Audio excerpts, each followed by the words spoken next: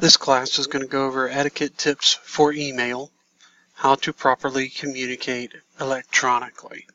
We're going to jump right into the content immediately. The first thing that you'll want to do is check your spelling and grammar. Use proper spelling, grammar, and punctuation. Emails with no full stops or commas are difficult to read and can change the meaning of the text. Here's an example. Let's eat, Grandma is a much different thing to say than let's eat, Grandma. So using punctuation changes the meaning of the word. In this example, we're looking at spelling and grammar errors. Acme Food Service wouldn't be delivering a substitute for fries this week. If you have questions, call your area supervisor. This information was given to us from the sales rep. So the word willant obviously isn't a word. The meaning there is a little bit confusing. Is it that it will or that it will not be delivering a substitute for the week?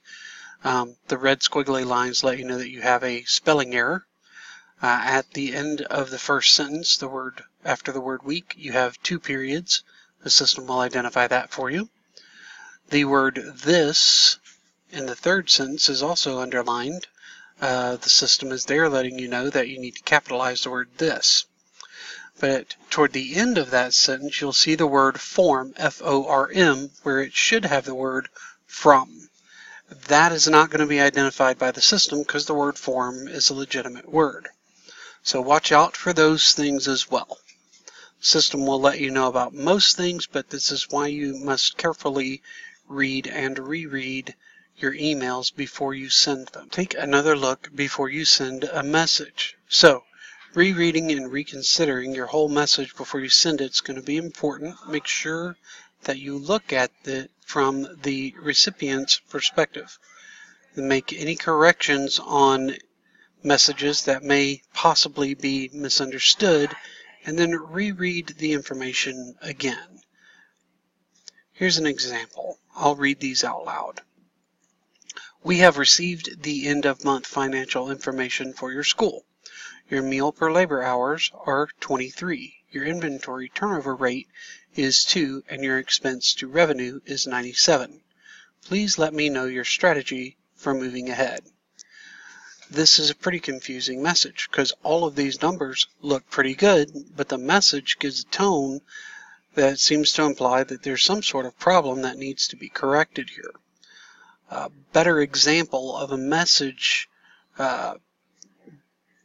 could be in the bottom example here where it says, we have received the end-of-month financial information for your school. Your meal per labor hours are 23. Your inventory turnover rate was 2, and your expense to revenue was 97%. Great job. Please let me know what your strategy is for continuing this great performance.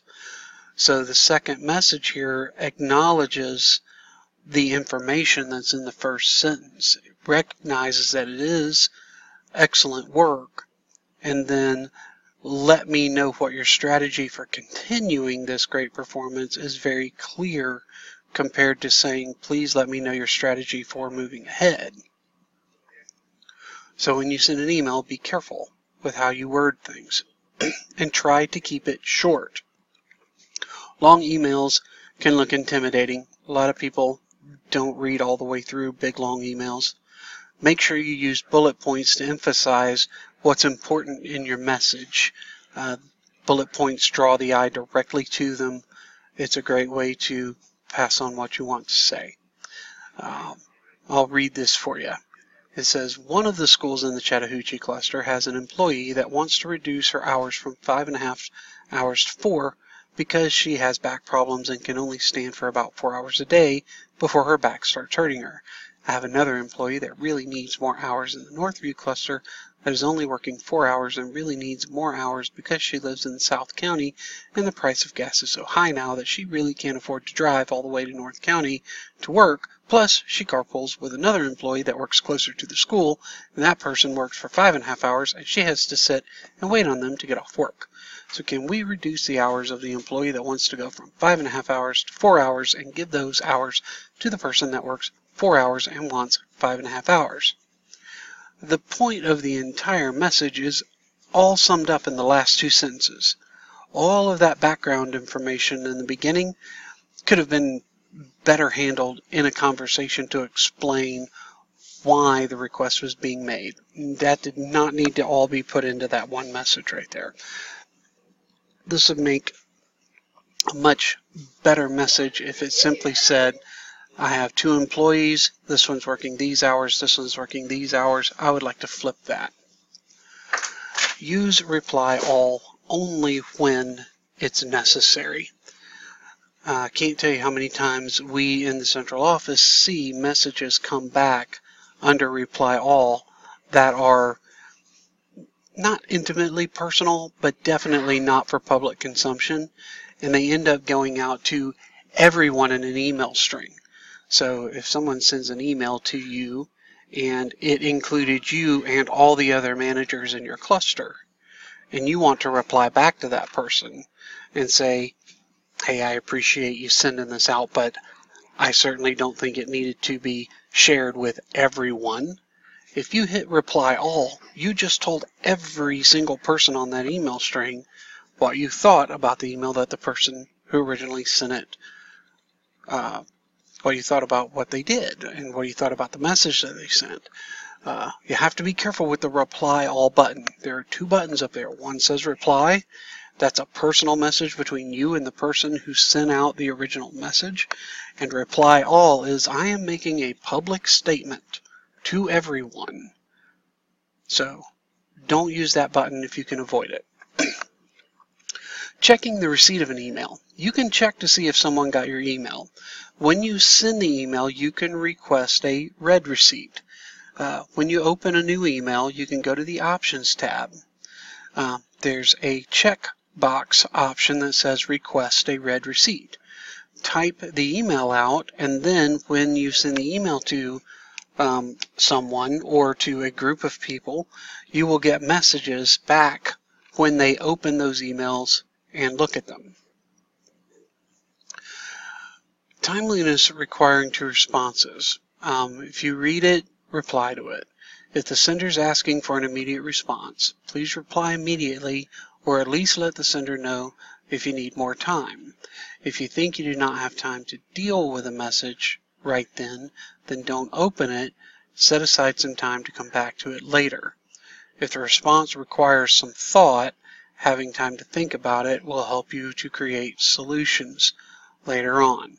If you've got an opportunity to consider a message before you send an immediately reply to it, you'll send a better reply. Email do's and don'ts. Do make sure your email is the right communication tool for the job. Be careful communicating personnel information. If it is confidential, don't email it. Make a phone call. Do be concise and to the point. A good example might be, hey, can you send me your employee staffing form today? I haven't received yours yet. And a bad example of this might be, hey, I noticed you haven't sent me your employee staffing form. It's really important that I get everyone's forms. Have you done yours yet? I'd like to take a look. That is a whole lot of words that don't get to the point. You want to get to the point when you're talking in email. Do use your proper spelling, grammar, and punctuation. We talked about that earlier. A good example here is, let's talk about this in person. I disagree. That not turning in your report's the way to handle the situation. I'll call you. And a bad example is the one down here at the bottom that has bad spelling, has poor punctuation, looks unprofessional. Don't send more than one message per email. So a good example is, I'll need a sub to replace a worker that'll be taking a personal day on Friday, August 29th. A bad example is, I will need a sub to replace a worker that'll be taking a personal day on 8/29. My steamer is out and maintenance still hasn't come to replace the part. This is a situation where you've mixed up 2 different issues. Send an email for one, send a separate email for the other. And don't email in all caps. All caps equals shouting. Whether you meant it to be shouting or you didn't mean it to be shouting, if you type it in all caps, you're shouting at people. It is considered rude. Do not use all caps. Don't make any assumptions about the sender's emotional state. So unless the sender spells out the fact that he or she is actually angry with you, don't assume that the person intended to send a rude message. If you receive an email that makes your heart skip a beat, walk away and read it again later before you respond. And ask yourself, is there any other possible interpretation of what you read? And don't escalate a conflict by sending an emotionally charged response. A good example is, can we schedule a quick face-to-face meeting or phone call to discuss this? A bad example would be, oh yeah, well I guess I'll just have to not feed kids today and work on putting away stock instead. So, this concludes our presentation. Have a good day. Thanks for watching my videos.